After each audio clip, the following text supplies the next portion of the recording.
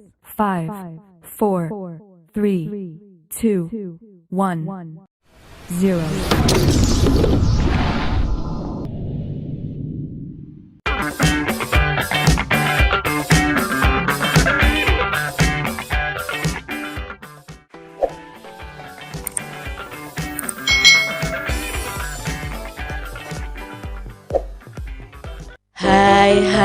Hai. Selamat datang di channel YouTube Kak Citra. Apa kabarnya adik-adik semuanya? Kak Citra berharap kalian dalam keadaan yang baik, sehat, dan siap untuk belajar. Hari ini kita akan belajar bersama-sama untuk mata pelajaran tematik kelas 4. Kita belajar di tema 3, peduli terhadap makhluk hidup. Subtema 2, keberagaman makhluk hidup di lingkunganku. Pembelajaran 1. Mari adik-adik kita belajar dengan penuh semangat. Selain tumbuhan, hewan juga merupakan sumber daya alam yang perlu terus dijaga keseimbangan dan kelestariannya. Jika tidak, maka hewan-hewan tersebut akan menjadi langka dan punah, seperti yang terjadi pada burung cendrawasih. Ayo kita cari tahu lebih lanjut tentang burung cendrawasih. Amatilah gambar berikut. Ini adalah gambar cendrawasih adik-adik. Burung cendrawasih, burung khas dari Papua. Burung cendrawasih disebut juga sebagai burung surga. Burung yang menjadi maskot Papua ini memiliki warna bulu yang sangat indah. Bahkan kabarnya karena keindahannya itu, burung ini jarang turun ke tanah atau seringnya terbang di udara dan hinggap di dahan pohon.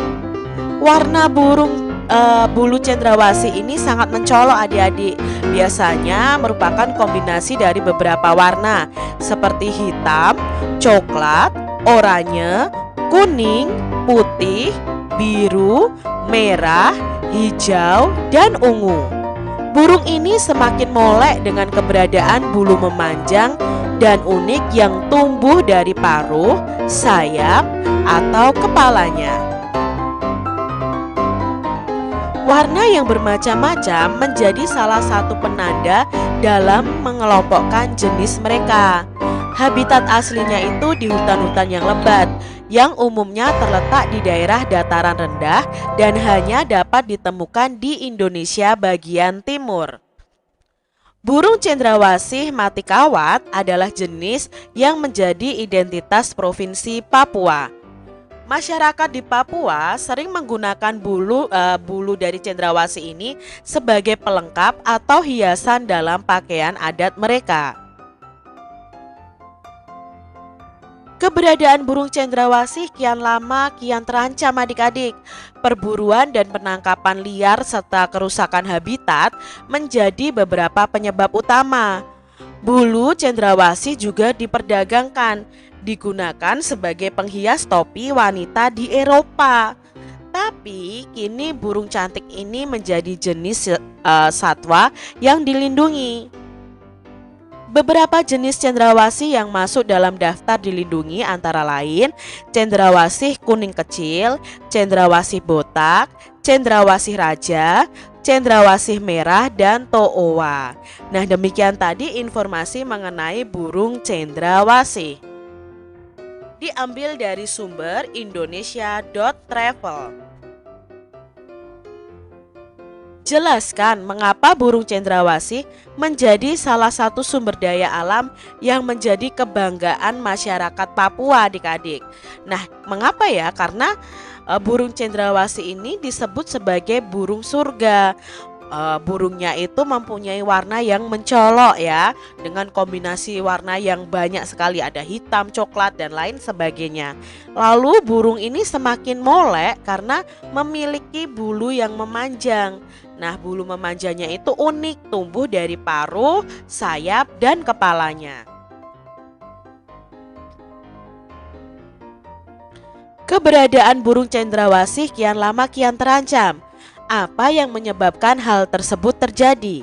Ya, karena penyebabnya antara lain perburuan liar, perusakan habitat, dan perdagangan bulu burung cendrawasih sebagai penghias topi, sehingga menjadi keberadaan burung cendrawasih ini terancam adik-adik. Apa yang bisa dilakukan untuk menjaga kelestarian burung cendrawasih? Tentunya kita bisa melestarikannya itu dengan cara membudidayakan burung tersebut di suaka marga satwa, jangan memburunya dan tidak merusak habitat aslinya. Bagaimana kaitannya antara perilaku manusia dengan kelangkaan burung cendrawasih ini? Nah, tentunya ada kaitannya adik-adik, karena pemanfaatan bulu burung cendrawasih ini sebagai hiasan topi sangat membahayakan kelestarian burung tersebut. Karena untuk memperoleh bulunya, burung cendrawasih harus diburu dengan cara ditembak adik-adik. Memanfaatkan burung cendrawasih sebagai burung piaraan juga dapat mengganggu kelestariannya, karena burung cendrawasih biasa hidup di alam bebas dan tidak terbiasa hidup di dalam sangkar. Bagaimana pendapatmu tentang perilaku manusia tersebut adik-adik?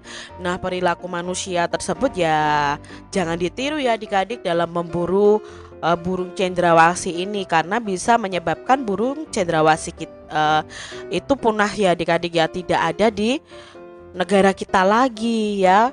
Nanti kasihan dengan generasi yang akan datang, mereka tidak bisa melihat burung cendrawasih. Apa akibatnya jika burung cendrawasih punah adik-adik? Nah, akibatnya tentunya keberagaman satwa di Indonesia akan berkurang. Generasi yang akan datang hanya bisa menyaksikan keindahan burung cendrawasih itu melalui gambar saja. Jangan sampai ya seperti itu ya adik-adik ya. Jangan sampai burung cendrawasih itu punah. Apa saranmu agar kelestarian burung cendrawasih tetap terjaga? Nah, ini saran Kak Citra nih, agar kelestarian burung cendrawasih tetap terjaga, itu diperlukan adanya kesadaran bahwa keanekaragaman hewan harus dilestarikan dan tidak digunakan untuk kepentingan segelintir orang saja. Selain cendrawasih, masih banyak hewan lainnya yang harus kita lindungi. Di sekitarmu tentunya banyak hewan yang menarik perhatianmu adik-adik. Ayo kita belajar lebih banyak lagi mengenai hewan.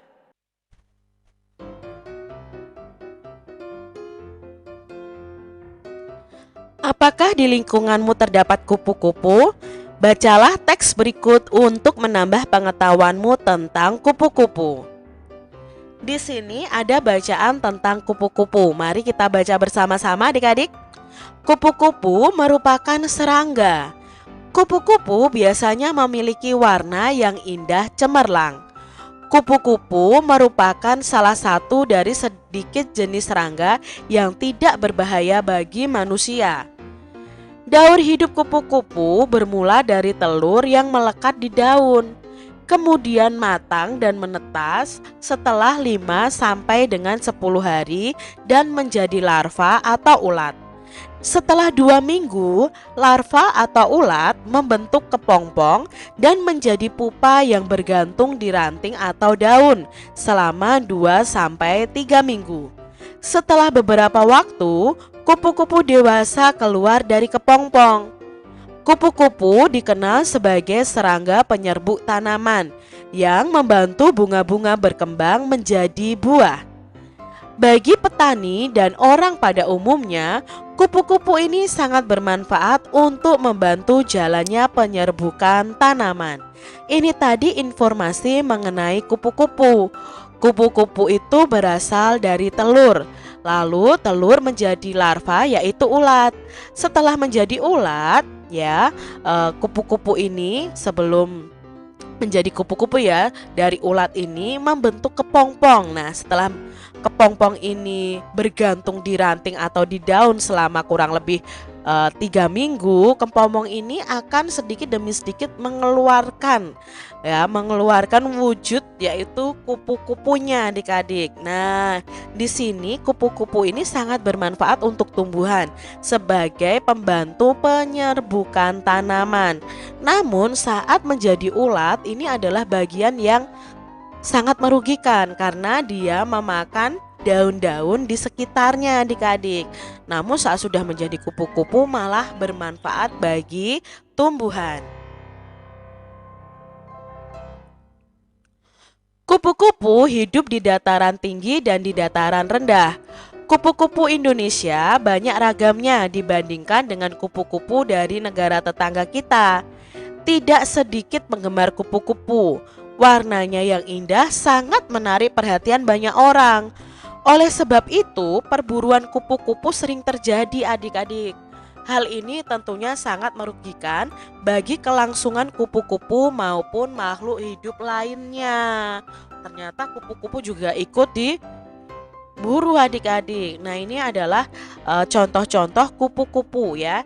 Kupu-kupu sayap burung peri itu ditemukan di Papua. Kupu-kupu raja ditemukan di Jawa dan Sumatera. Lalu ada kupu-kupu trogan ditemukan di Kalimantan. Ini adalah kupu-kupu khas dari Indonesia.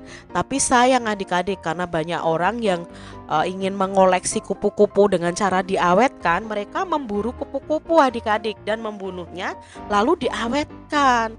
Nah, ini jangan kita lakukan ya adik-adik, karena ini bisa merusak lingkungan adik-adik, merugikan kelangsungan hidup lingkungan kita, karena kupu-kupu ini sangat bermanfaat.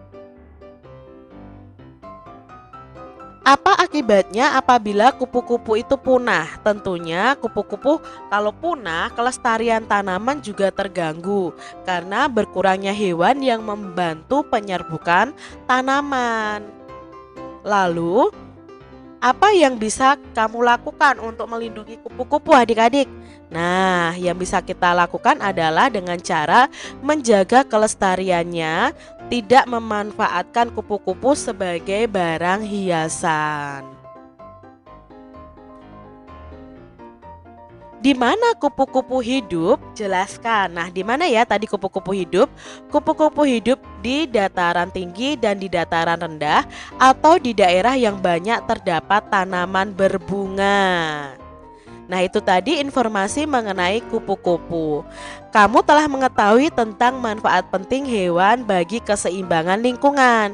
Nah, sekarang adik-adik bisa ikut serta untuk menjaga kelestarian hewan dengan membuat poster adik-adik.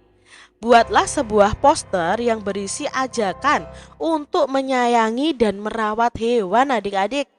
Pilih salah satu hewan yang kamu sukai.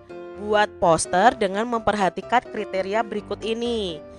Poster berisi informasi tentang nama hewan dan ciri-ciri khususnya, habitat hewan, mau di pantai atau dataran rendah atau dataran tinggi, dan manfaat hewan tersebut bagi masyarakat di sekitar. Coba ya adik-adik buat poster tentang informasi hewan dan mengajak masyarakat untuk menyayangi dan merawat hewan. Demikian tadi adik-adik pembahasan kita di mata pelajaran tematik kelas 4, tema 3, subtema 2, pembelajaran 1. Semoga video pembelajaran ini bermanfaat untuk adik-adik semuanya. Dan sampai jumpa lagi di video pembelajaran Kak Citra selanjutnya. Tuhan memberkati. Jangan lupa tekan tombol subscribe, lalu tekan loncengnya, tekan juga tombol like, lalu share ke media sosial kalian. Jangan lupa untuk ikuti media sosial Kak Citra. Terima kasih.